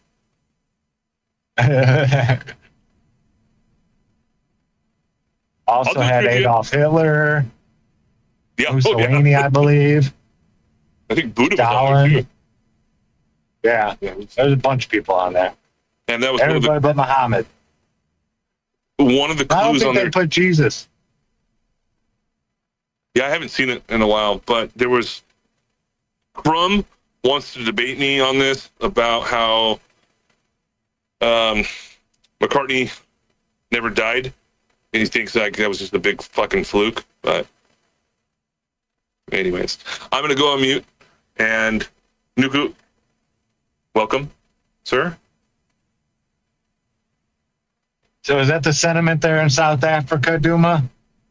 You have to be nice or else we're going to come get you? Well, our government is not being nice. They're talking to the UN saying what America has done is, break international law. They've come out against America and what they've done. Yet the citizens are all like, dude, shut the fuck up. Like, you are an ant. If these guys decided to bomb us too, you guys are going to go on your private jets and move somewhere else and we'll suffer. Just shut the fuck up. That's the sentiment of the normal citizen in the country. That sucks. I don't blame them. I don't blame them. No, that's a smart sentiment to have. It just sucks being an American that, it sucks and it's good at the same time. Because you want your enemies to fear you, but you don't want everybody to fear you. Why not? America's the big bad bully. We're all saying that Venezuela had jets from Russia, surveillance system from China. They had backing from all of these BRIC countries, and when big bad America decided to go bomb them and take the president, none of them did anything. And that's what the citizens are saying. Like, you guys don't want to talk to the UN and publicly denounce what America is doing. Everybody knows what they're doing is wrong. Just shut up. Because you're not going to do anything, and your allies aren't going to do anything if they decide to shut us up.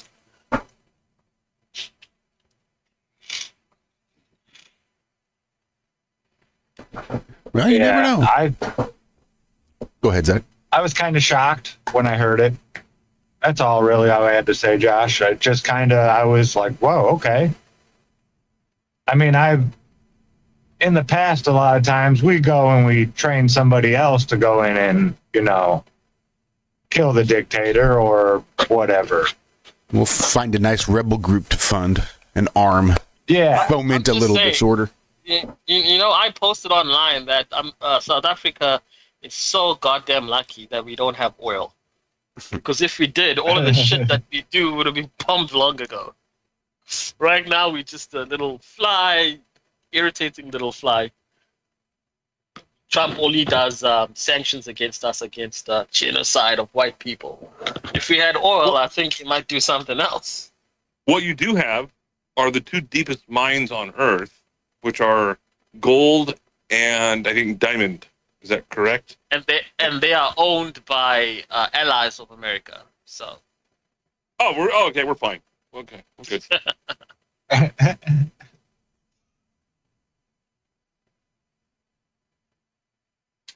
Yeah, it's crazy.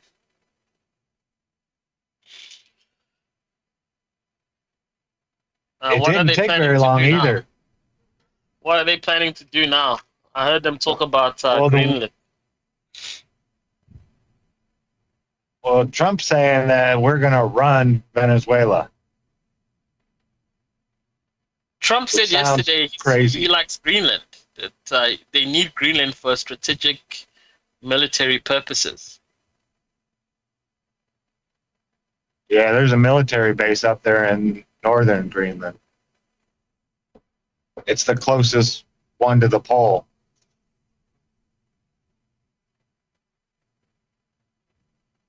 Maybe that's the next step then. So what's happening with the Epstein list, or has everybody forgotten about that? I saw a Venezuela list of American citizens who are apparently on the take from the Venezuela government. Well, allegedly. Some people were claiming that you were on the list, but don't worry, I got that taken care of, so you're in the clear. Oh, thanks, man. I knew it'd come in handy. Everyone else thought friends in high places. Yeah, I don't trust that shit. It's bread and circuses. Yeah, but not many people are talking about the Epstein thing right now. That's a good point, Nuka. Yeah, they totally fumbled that whole thing. They totally fumbled the whole thing, the whole Epstein thing. You can't come out and give out stage 1 of the files, which, usually means there's a part 2 to that. When you say stage 1, there's usually, okay, there's more to come. And then come out a couple weeks later and say, what are you talking about? It's fake. There's no list. That's all Democrat propaganda. Like, you can't do that. That's retarded. Well, realistically, what would they be able to do to people in high places if the entire list was released? And what these people apparently did. Realistically, what would they be able to do? If you bought a child for sex, I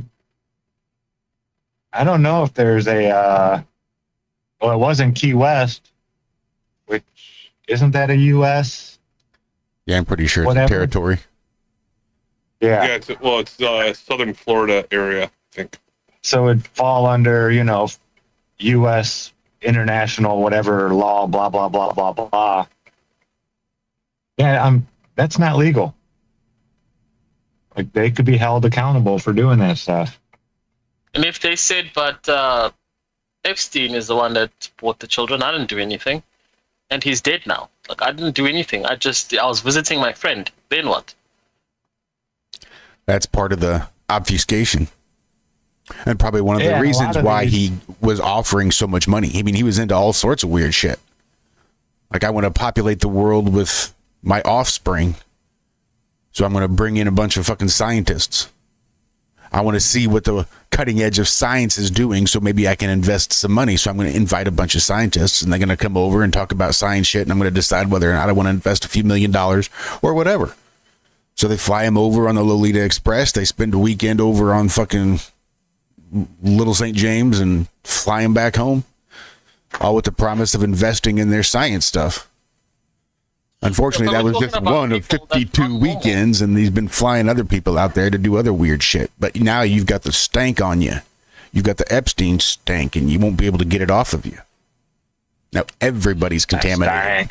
We're talking about people that have got more money than they know what to do with. None of these people are normal. They've grown up in such a different way than normal people.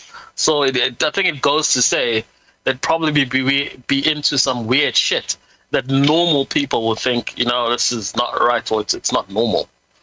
Everybody agrees that buying children is obviously bad, especially if you're sleeping with them and doing all this other shit. But my point is, all of them are weird. All of these people seem to be into some weird shit.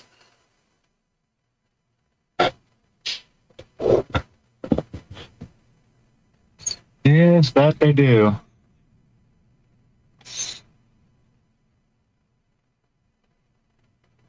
By the way, where's Walter? He's dealing with the death in the family. His mother-in-law passed, so he's been... Oh, yeah, I did read that in the chat.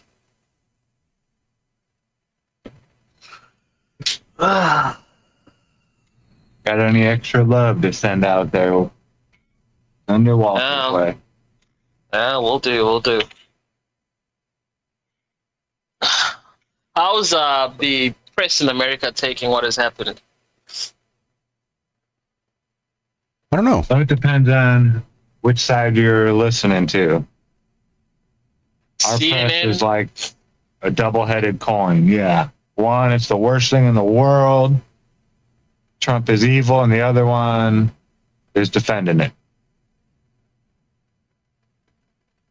But they're a sovereign country. You can't just go and invade them. You can't defend that. It's breaking of international law. No matter how well you justify it, it's still breaking of international law. But international law means nothing if somebody doesn't enforce it. As Josh has said before about rules and being enforced, they don't mean anything unless you can enforce them. And who's going to enforce it against America? There's this thing called a false flag, and in a false flag, you can also, not even a false flag, like 9/11 is an example, where we can declare a war on terrorism, such as what we did in the Middle East when I was there, and then you can declare a war on poverty back in the President Johnson, then the war on drugs, and then there's like the war on fucking just whatever they think that they're not declaring a war on a sovereign country that declares that which is required by Congress to declare that. Because the president cannot declare a war on a country, only Congress can. But on an idea, the president can do that. It's a loop-de-loop type of a way to get around it, where the president can just... But didn't he didn't declare war. He had a military operation in Venezuela. He didn't declare war. Well, they sign it. Well, they declare it that way, but it's not something that Congress has to agree on, and that's what happened during the two previous declare on war on drugs, war on poverty, war on terrorism, and then the war on whatever the fuck now. So it's a roundabout way to cause a military conflict. And that's my only answer I have at the moment.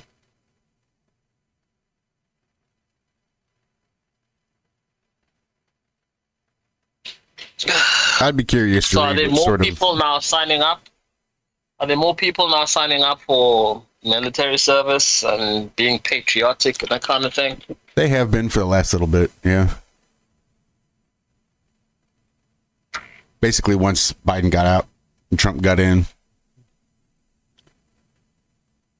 then they started maxing out on their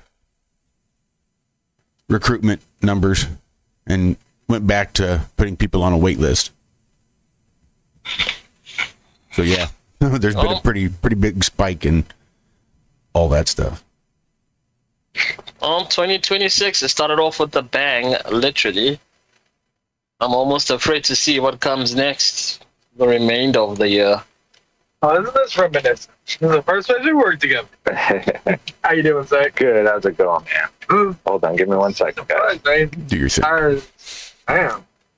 I got like.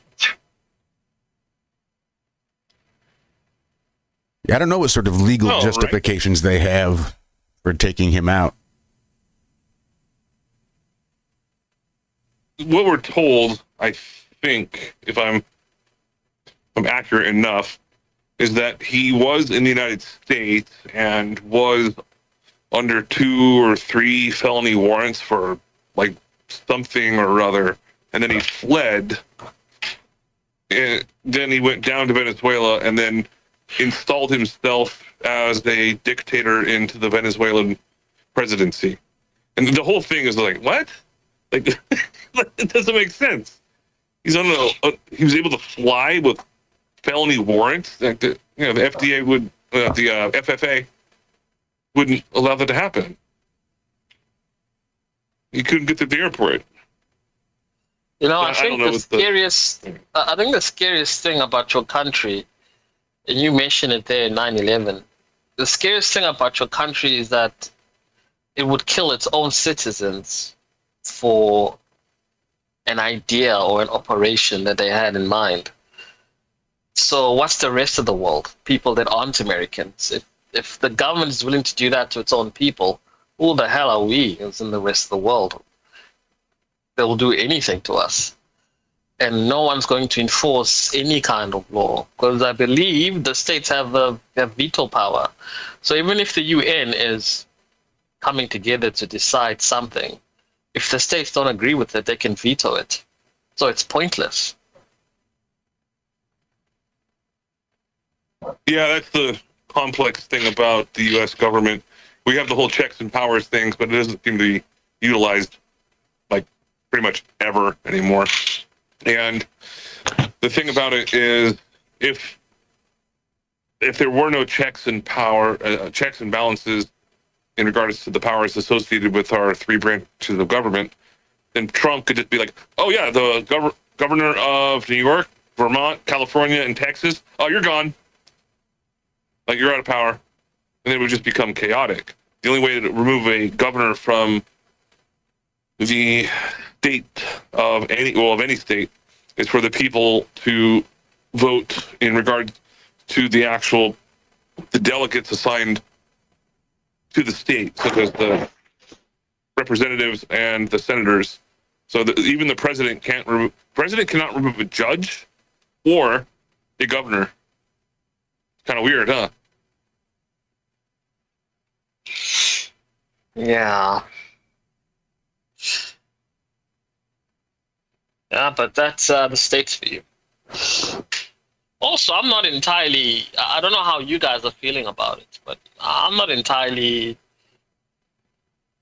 like thinking what the states have done is wrong. It's just the law of the world. The weak will rule, and the strong will rule, and the weak will die out and be ruled. It is what it is. I don't like how things happened, but you gotta respect the show of force. That we will do what we think is right. I think anyone can respect that part of it. Yeah, I'm sitting back, eating popcorn, drinking a beer, and basically just looking to see what happens, and then making sure that my ammunition is nearby.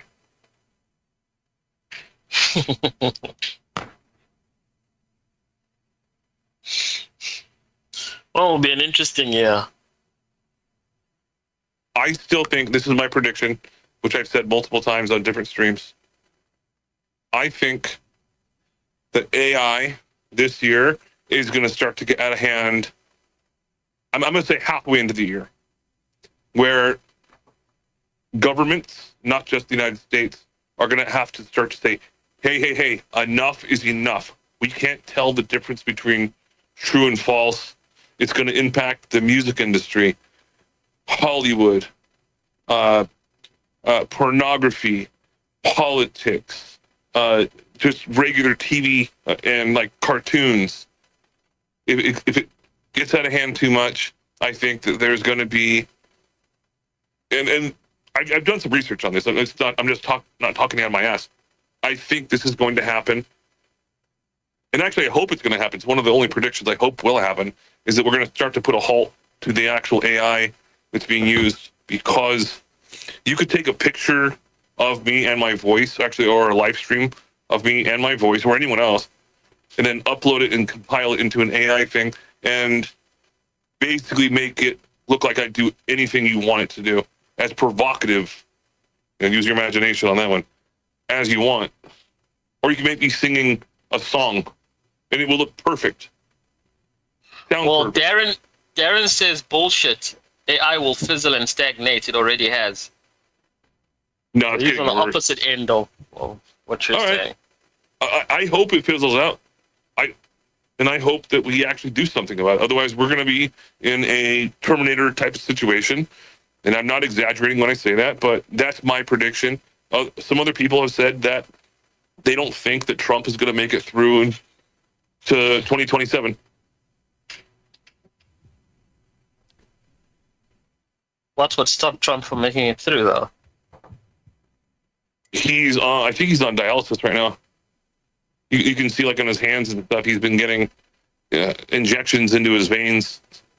Yeah, he's not doing good health-wise. He's going through the same thing that Biden was going through. It's just at a different time. It's just not in the same way. I think he's almost 80 years old. I mean, that happens. In my opinion, if anyone's past the age of 70, they shouldn't be up to the age of 70. They shouldn't be allowed to be president after the age of 70. That's it. Period. Done. Cool. You served your purpose. Move on. There's people in line. I'm shutting up. No. Carry on. Guys, I have to love and leave you. I need to go somewhere. I just wanted to come on, say hello to everybody. And if the USA is listening, I am your friend. I can be an agent. I take PayPal as well if you want to pay me for anything. And that's it, gentlemen. Goodbye. You become a access agent for the CIA. If I don't do it, someone will. That's right. So rather me. You have a good rest of your week, Juma. We'll talk at you later. Thanks for hopping on. Yes.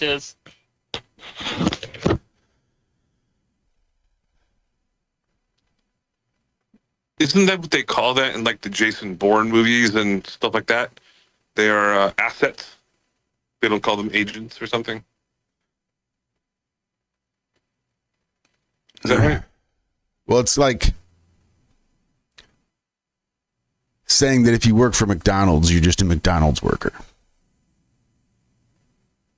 You might just be the guy that comes and drops off the food in the big truck. But because you're sort of there and interacting with them,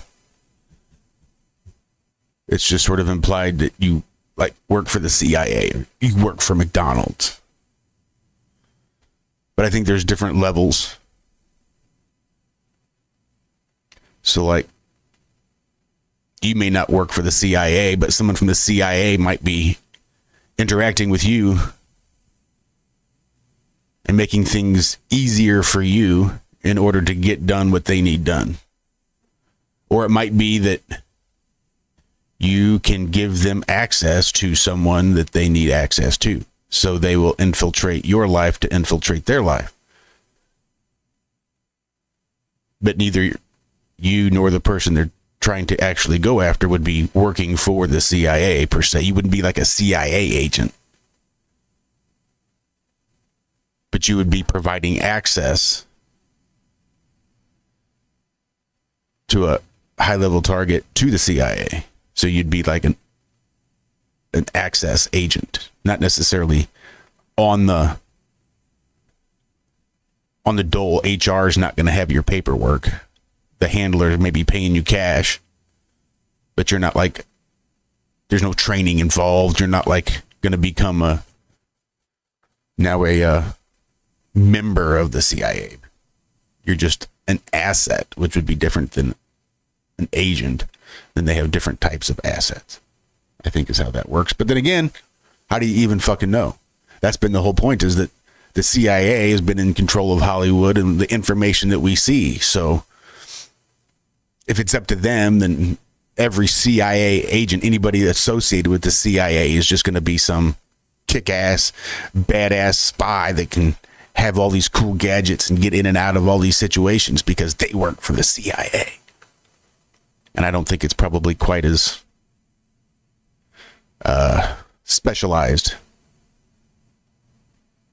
Like, I think they just put that shit out there. They control the narrative. They make you think what they want you to think about them. And yeah, I would agree. I just don't know how that works because I've only met a couple of people in my entire life that were in the CIA, and I never heard them use that term asset. But it makes sense because it's like they're unofficially employed. Sort of like a drug smuggler, like what's his name? Barry Seal, I think. You know, Tom Cruise played that part in American Made, and they considered him an asset. And then like assassins and shit like that, where they like, oh, they're paying you, but you're not on the record. Yeah, Barry Seals was not a pilot for the CIA. He was a pilot that was used by the CIA. Right. So yeah, like assassins and shit like that. I don't know. I've never met an assassin. Well, actually, maybe once I did. Well, I met Navy SEALs and Force Recon, but I never met someone's like, oh yeah, by the way, I'm gonna go kill someone tomorrow undercover. You'll never see me again. I'm an assassin. Like, it's not as obvious as that. But anyways, when it comes to like an asset, yeah, it's like, oh yeah, they work for us, but not for us. And therefore, you can just like burn all the paperwork, kind of stuff.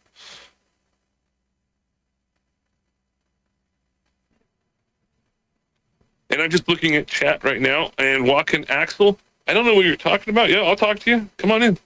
We don't have long, but I'm not delusional. Yeah, it's really loud here. We got a lot of people getting their day started. Something. Yeah.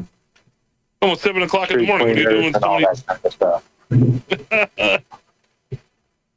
Yeah, we're in the downtown area. They start at 7 a.m. and as soon as like it will be 7. Oh, that's right. You're at work. Yeah.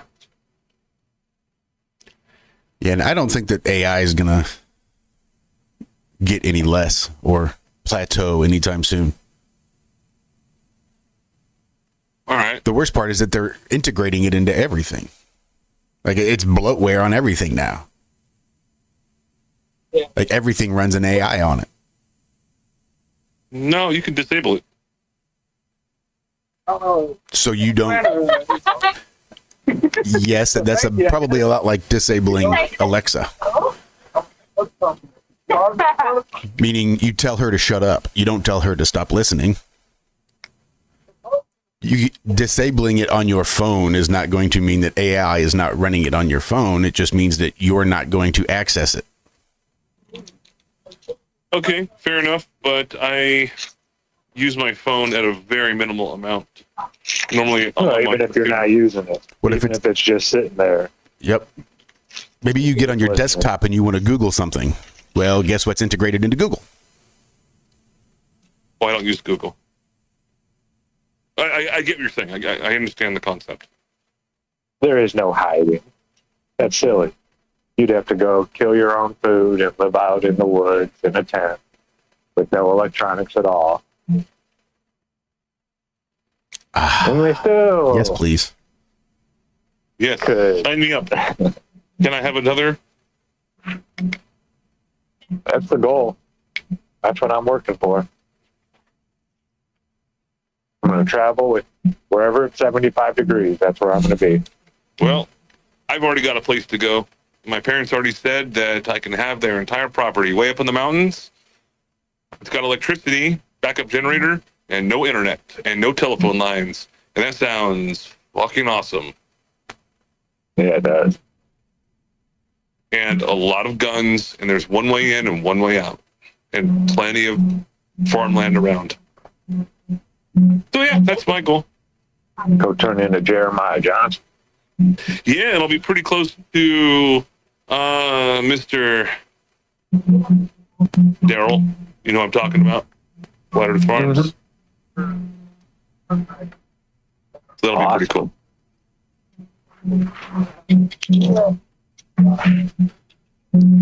All right, it's 5 minutes left. I'm going to let you guys do what you need to do. And again, thank you very much for having me on, Josh and Zach. Always a pleasure, Andrew. It's good to see you. Until next time. Intel. Yep. I'm going to get a few hours of sleep, and then I'm going to teach electrical theory. Well, that'll be good. You have a great rest of your week, Andrew. Cheers. Everyone else in chat, have a great night, morning, or whatever else you are.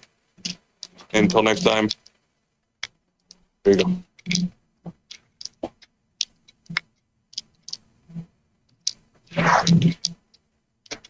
I'm working with 2 youngins today.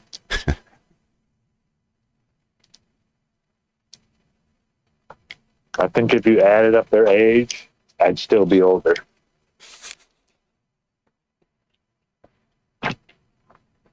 Just a couple of whippersnappers, you say? Yep. Some young whippersnappers. I've worked with the young man before. Never the young lady, though.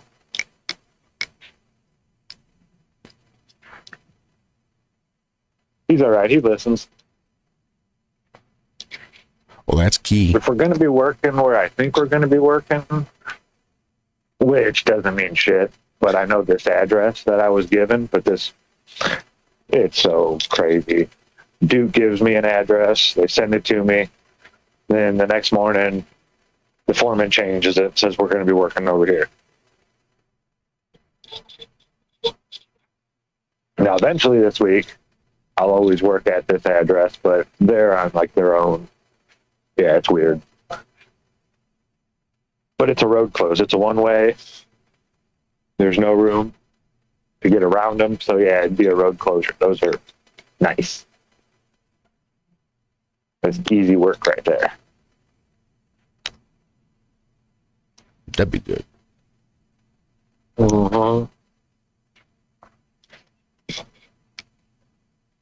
Hopefully a short day. Kind of rainy. Not really rainy, but misting maybe. No fun.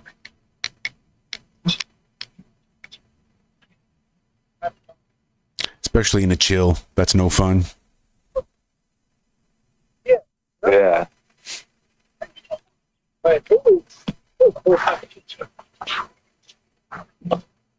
January 5th.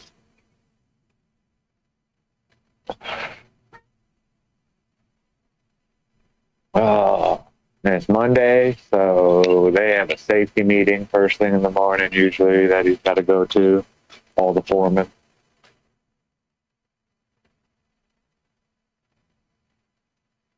I mean, I understand that, though. When you have guys working a dangerous job like that, because all of them hate it. Like, no, we got to go to that stupid safety meeting.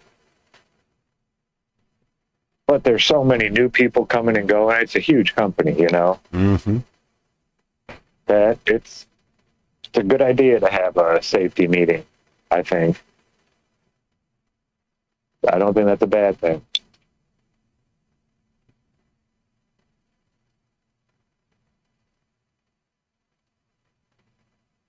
No, I imagine it's pretty common. At least you want to make sure everybody's focused and on board for the day. Yep. Yeah. But we are on. Yeah. Mm-hmm. Thanks, everybody, for coming and hanging out. I guess if you could, do me a favor and hit the thumbs up. Make sure you're still subscribed.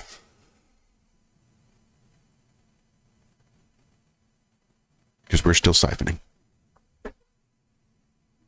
And I guess don't be afraid to tell folks.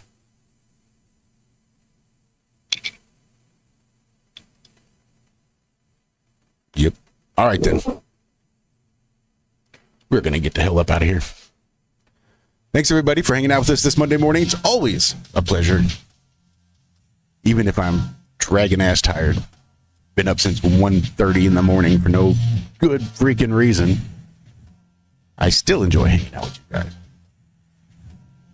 So make sure you give Walter some love. Make sure you send some positive vibes out Sherry's way, too, as she deals with assholes.